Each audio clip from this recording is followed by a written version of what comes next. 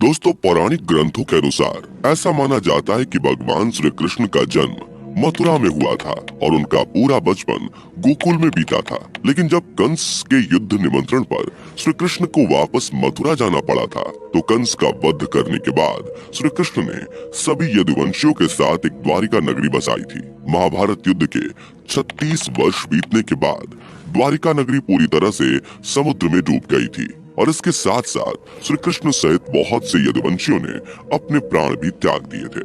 सालों पहले वैज्ञानिकों को एक खोज के दौरान गुजरात के अरब सागर में डूबा हुआ एक सुंदर नगर भी मिला था, जो कि आज भी समुद्र के पानी में डूबा हुआ है। समुद्र के भीतर डूबे हुए इस नगर में ऐसी कई प्राचीन चीजें बरामद हुई थी, जो कि इस बात का पुख्ता सबूत है कि वो पानी में डूबे हुए अवशेष कुछ और नहीं बल्कि भगवान श्री कृष्ण की बसाई गई द्वारिका नगरी ही है। लेकिन दोस्तों, क्या आपको पता है कि श्री कृष्ण की द्वारिका नगरी आखिर क्यों और कैसे डूबी थी? अगर आप भी जानना चाहते हैं इसके बारे में विस्तार से, तो बने रहें हमारे साथ वीडियो के अंत तक।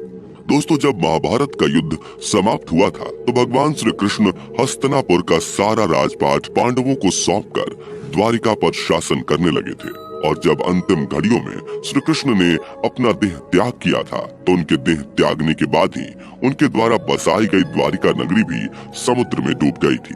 पौराणिक कथाओं के मुताबिक द्वारिका नगरी के समुद्र में डूबने के दो मुख्य कारण बताए जाते हैं, जिनमें से पहला कारण है कि कौरवों की माता गांधारी का श्री कृष्ण को श्राप देना, और दूसरा है कि कई ऋषियों ने मिलकर श्री कृष्ण के पुत्र सांब को श्राप दिया था, जिस वजह से द्वारिका नगरी समुद्र में डूब गई थी। इनमें से पहली कथा के मुताबिक ऐसा बताया जाता है कि जब कौरवों और पांडवों के बीच लड़ा गया महाभारत युद्ध समाप्त हुआ, तो इस युद्ध में सभी पांडव कौरवों का वध करने के बाद श्री कृष्ण के साथ हस्तिनापुर आए थे।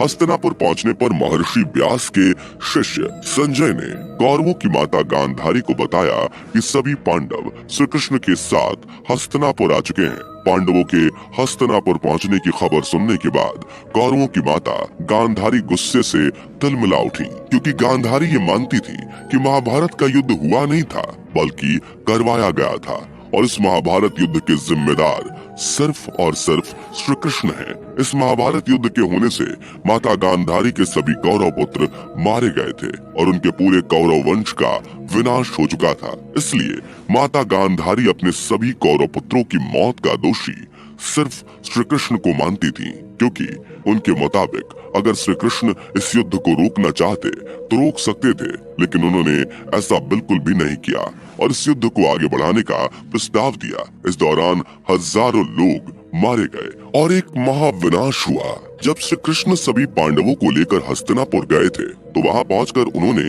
युधिष्ठिर को हस्तिनापुर का नया राजा घोषित किया और सारा राजपाट उनके हवाले कर दिया। उसी समय की बात है, उस महल में गांधारी भी वहां मौजूद थी और ये सब देखकर उन्होंने सभी के सामने श्री कृष्ण को अपने वंश का नाश का दोषी ठहराया और भला बुरा कहना शुरू कर दिया। इन सब के बावजूद माता गांधारी ने श्री कृष्ण को रोते रोते ये श्राप भी दिया कि जिस तरह मेरे वंश के सभी पुत्र महाभारत के युद्ध में लड़ते हुए मारे गए और तुमने मेरे वंश का नाश करवाया, उसी तरह एक दिन तुम्हारे वंश का भी जरूर विनाश होगा और तुम्हारे द्वारा बसाई गई द्वारिका नगरी नष्ट हो जाएगी। तुम खुद जंगल में एक शिकारी के हाथों मारे जाओगे। माता गांधारी की ये सारी बातें सुनकर श्री कृष्ण मुस्कुराने लगे और कहा कि माता, मुझे आपका ये श्राप स्वीकार है।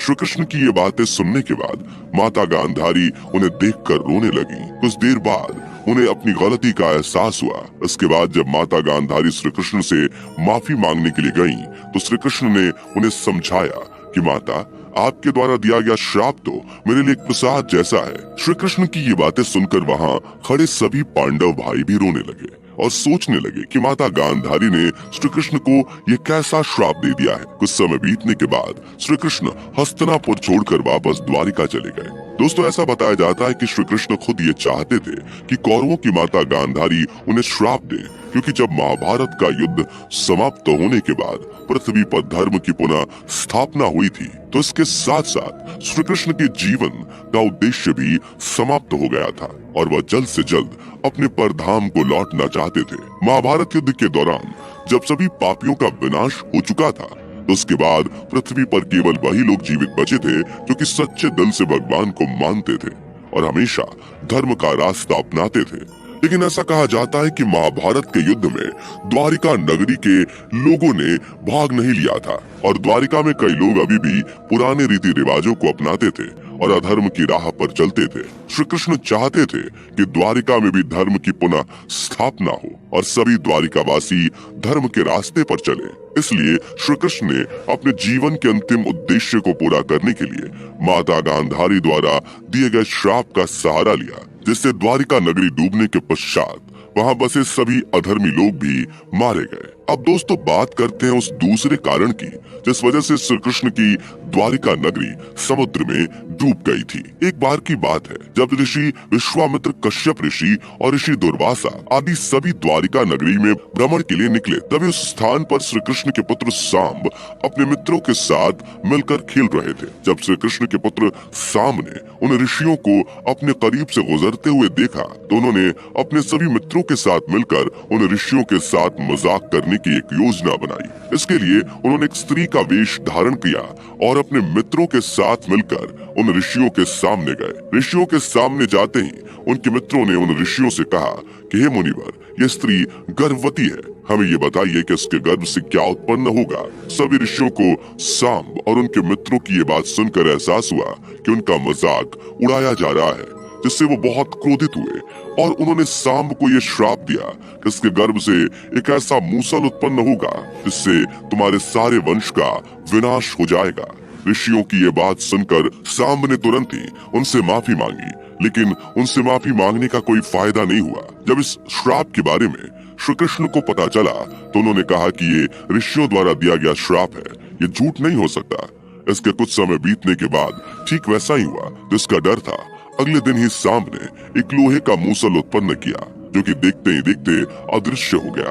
कुछ समय बीतने के बाद श्री कृष्ण और कौरवों की माता गांधारी के द्वारा दिया गया श्राप सच होता नजर आने लगा और उनके श्राप का असर पूरी द्वारिका नगरी पर दिखने लगा। द्वारिका में हर दिन कोई ना कोई अनहोनी घटनाएं शुरू हो चुकी थी, जैसे कि चूहों की संख्या बढ़ जाने की वजह से फसल और अनाज बर्बाद हो रहे थे और इस समस्या से द्वारिका में रहने वाले लोग का जीना मुश्किल हो गया था। इस समय तक द्वारिका वासियों में मतभेद इतने ज्यादा बढ़ चुके थे कि उनके बीच आए दिन किसी न किसी बात पर झगड़ा होता रहता था। इसी के साथ साथ सभी द्वारिका वासी तामसिक क्रियाओं के भी शौकीन हो चुके थे। ये बातें देखते हुए श्री कृष्ण ने अर्जुन तक ये संदेश भिजवाया कि वो द्वारिका आकर उनके नगर के कुछ लोगों को एक सुरक्षित स्थान पर ले जाएं। श्री कृष्ण का ये संदेश जब अर्जुन के पास पहुंचा तो वो उनसे मिलने द्वारिका गए। द्वारिका जाकर अर्जुन ने देखा कि यहाँ तो सभी यदुवंशी आपस में लड़ कर एक दूसरे का विनाश कर रहे हैं। अर्जुन को देखकर श्री कृष्ण ने उनसे ये कहा कि द्वारिका जल्द ही समुद्र में डूबने वाली है। हे अर्जुन, इसलिए तुम यहाँ से सभी द्वारिका वासियों को अपने साथ लेकर हस्तिनापुर चले जाओ। श्री कृष्ण की ये बात सुनकर अर्जुन सभी द्वारिका वासियों को अपने साथ ले जाने के लिए राजी हो गए और इसके लिए वो तैयारियां करने लगे। लेकिन तभी श्री कृष्ण के पुत्र प्रद्युम्न की मृत्यु हो जाती है। प्रद्युम्न की मृत्यु के बाद श्री कृष्ण के भाई बलराम भी अपने प्राण त्याग देते हैं। इसके बाद श्री कृष्ण एक दिन वन में पेड़ की छांव के नीचे बैठकर माता गांधारी के द्वारा दिए गए श्राप के बारे में सोच रहे थे।